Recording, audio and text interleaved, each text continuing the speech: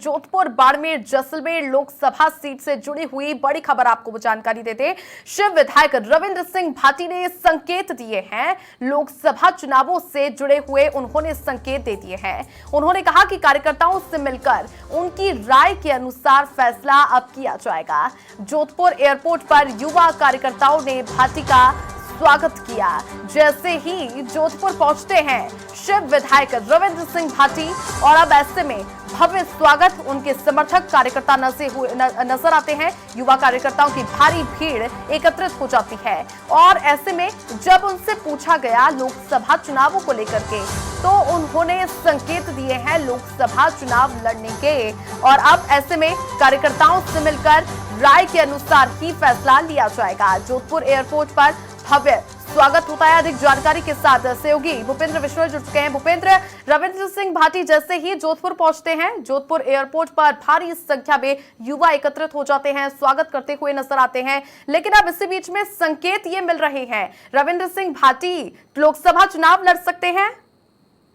बिल्कुल, देखिए जिस तरीके से एक कैंपेन चलाया जा रहा था कि रविंद्र सिंह भाटी जो है चुनाव लड़ेंगे, तो आज रविंद्र सिंह भाटी जो है विदेश से वापस जोधपुर लौटे। विधायक है रविंद्र सिंह भाटी और निर्दलीय जिस तरीके से उन्होंने चुनावी ताल ठोककर अपनी सीट निकाली थी, उसी के अनुसार अब जो है निर्दलीय लोकसभा का चुनाव लड़ सकते हैं रविंद्र सिंह भाटी। ये उन्होंने संकेत दिए हैं। उन्होंने कहा है कि वो आज भारत लौटे हैं, अब जो है अपने साथियों से, अपने तमाम कार्यकर्ताओं के साथ बैठक करेंगे, उनसे राय शुमारी करेंगे और उसके बाद आगे का फैसला लिया जाएगा। जिस तरीके से पिछले विधानसभा सत्र में उन्होंने जो है 102 बार अपने जब बोलने का मौका मिला तो उन्होंने जब बोलने का जो लहजा था उसमें ये कहा था कि बाड़मेर और जैसलमेर दोनों भाई है, दोनों जो है उनके लिए कर्मस्थली है। तो ये संकेत उन्होंने पहले ही दे दिए थे और अब एक बार फिर संकेत दिए हैं कि वो चुनाव लड़ सकते हैं। देखिए, रविंद्र सिंह भाटी अगर चुनाव वहां से लड़ते हैं तो कांग्रेस और बीजेपी दोनों के लिए जो है एक चैलेंज होगा, क्योंकि जिस तरीके से युवाओं में क्रेज है रविंद्र सिंह भाटी का, जिस तरीके से युवा उनको फॉलो करते हैं, तो ये देखने वाली बात होगी कि रविंद्र सिंह भाटी अब अपने तमाम कार्यकर्ताओं के साथ, अपने सहयोगियों के साथ मिलकर आगे का क्या फैसला लेते हैं। बिल्कुल भूपेंद्र, जिस तरीके से बीजेपी ने अपनी पहली लिस्ट जारी की है, जोधपुर से गजेंद्र सिंह शेखावत हैं, वो चुनावी मैदान में उतर चुके हैं लोकसभा को लेकर के। लेकिन ऐसे में मुश्किलें अब बीजेपी के ऊपर भी संकट गहराता हुआ नजर आ सकता है यदि चुनाव लड़ने को आ गए यहाँ से रविंद्र सिंह भाटी जी। सीट उसका समीकरण जिस तरीके से देखा जाए तो कैलाश चौधरी वहां से लगातार चुनाव जीत रहे हैं। यदि वहां से कांग्रेस अब किसको टिकट देती है, अगर कांग्रेस भी जो है हरीश चौधरी या हेमाराम या किसी अन्य को जब अगर वहां से टिकट देती है तो वहां यदि राजपूत कैंडिडेट खड़ा होता है, रविंद्र सिंह भाटी जैसे सशक्त उम्मीदवार और विधायक अगर वहां से चुनाव लड़ते हैं तो काफी रोचक मुकाबला वहां देखने को मिलेगा। हालांकि जनता इसे सिरमौर बनाएगी, ये तो देखने वाली बात होगी, लेकिन मुकाबला काफी रोचक देखने को मिल सकता है बाड़मेर जैसलमेर सीट से यदि रविंद्र सिंह भाटी चुनाव लड़ते हैं। मुश्किलें बढ़ेगी कैलाश चौधरी, हरीश चौधरी, इन दोनों की, क्योंकि दोनों की कर्मस्थली जो है बाड़मेर रही है। हरीश चौधरी वहाँ पे सांसद है और वहाँ से चुनाव आ रहे हैं और हरीश चौधरी जो है इस बार चुनाव लड़ सकते हैं। दोनों के लिए जो है परेशानी कांग्रेस और बीजेपी के लिए जो है रविंद्र सिंह भाटी खड़ी कर सकते हैं। बिल्कुल भूपेंद्र, और बात कर ली जाए, उन्होंने कहा है कि कार्यकर्ताओं के साथ में जो उनके समर्थक है, सबसे ज्यादा जो उनके समर्थकों की संख्या है वो युवाओं की है, यूथ के लिए काफी फेमस चेहरा है। तो ऐसे में यूथ का वोट यदि प्रभावित होता है, मान लीजिए लोकसभा के चुनाव लड़ते हैं, तो ऐसे में सबसे ज्यादा जो ये भारी सीटें हैं उन पर रविंद्र सिंह भाटी की और ही युवा आकर्षित होंगे।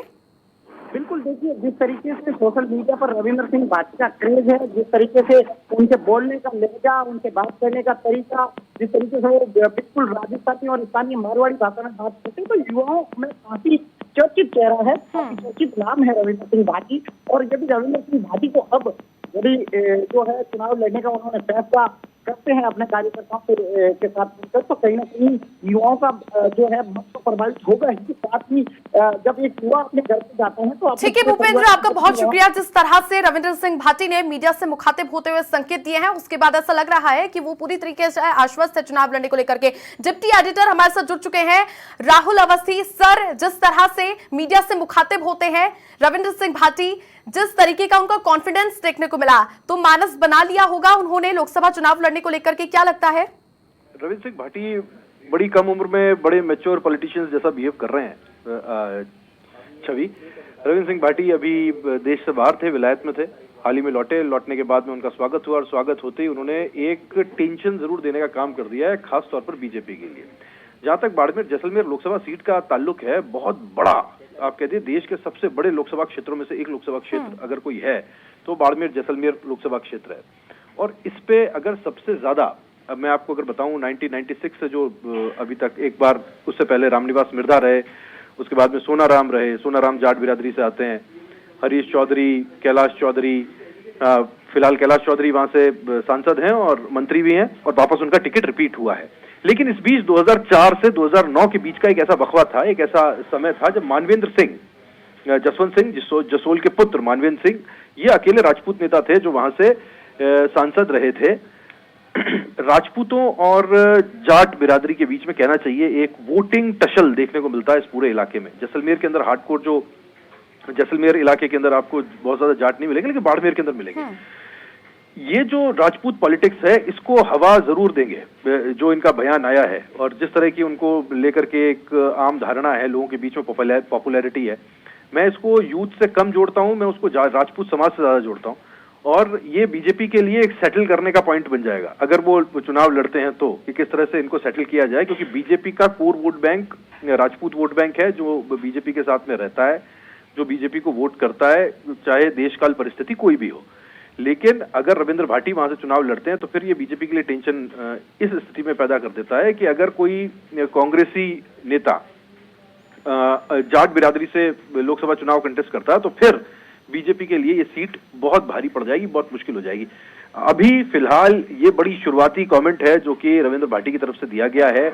क्या वो ये फैसला लेते हैं, क्योंकि ये प्रोसेस खर्चीला भी होता है, और खर्चीला होने के साथ साथ क्योंकि वो फिलहाल विधायक हैं, वो चाहेंगे नहीं कि कोई चुनाव वो हारें, कोई ऐसी स्थिति बने। मुझे ये लगता है कि रविंद्र सिंह भाटी ने जरूर पानी हिलाया है, लेकिन ये पानी हिलने के बाद में परिस्थिति बनती क्या है ये देखना दिलचस्प होगा। क्या वो ये आखिरी फैसला लेते हैं कि वो चुनाव लड़ेंगे, और लड़ेंगे तो निर्दलीय चुनाव लड़ने के बाद में वो अपना भविष्य क्या देखते हैं।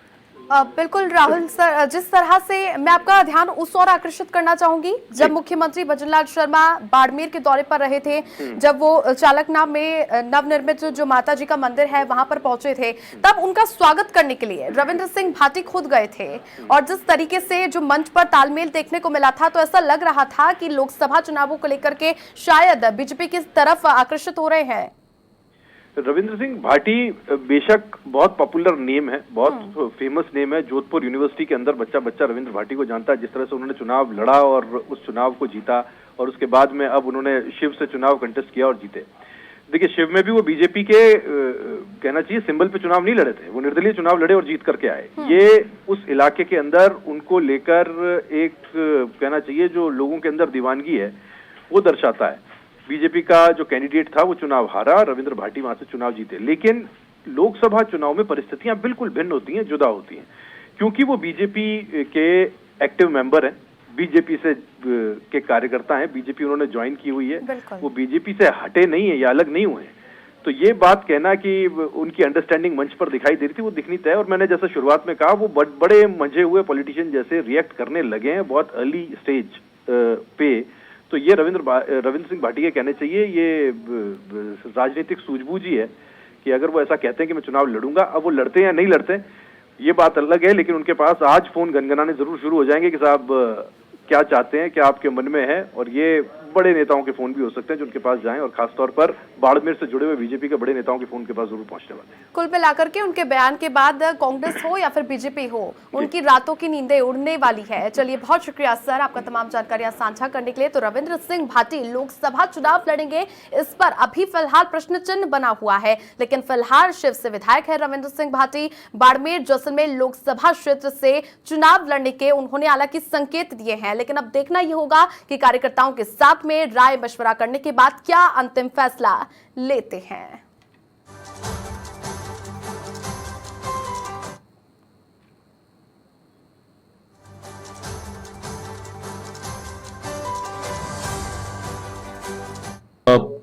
पिछले कुछ दिन से मैं बाहर था और आज आयो हूं। जितना भी हमारा समर्थक है, जितना भी हमारा भाई है, कार्यकर्ता है, साथी है, जगह सहयोग में आज अट पहुंचे हो, वो सब हमारी राय मशवरा ले और जल्दी कोई निर्णय ले आप सभा बीच में आती। लोकसभा चुनाव है, आपको कई और नई तैयारी। जल्दी अपना सब कई सारे चीजें हैं जो को बता हाँ मैं आया हाँ बढ़िया करा।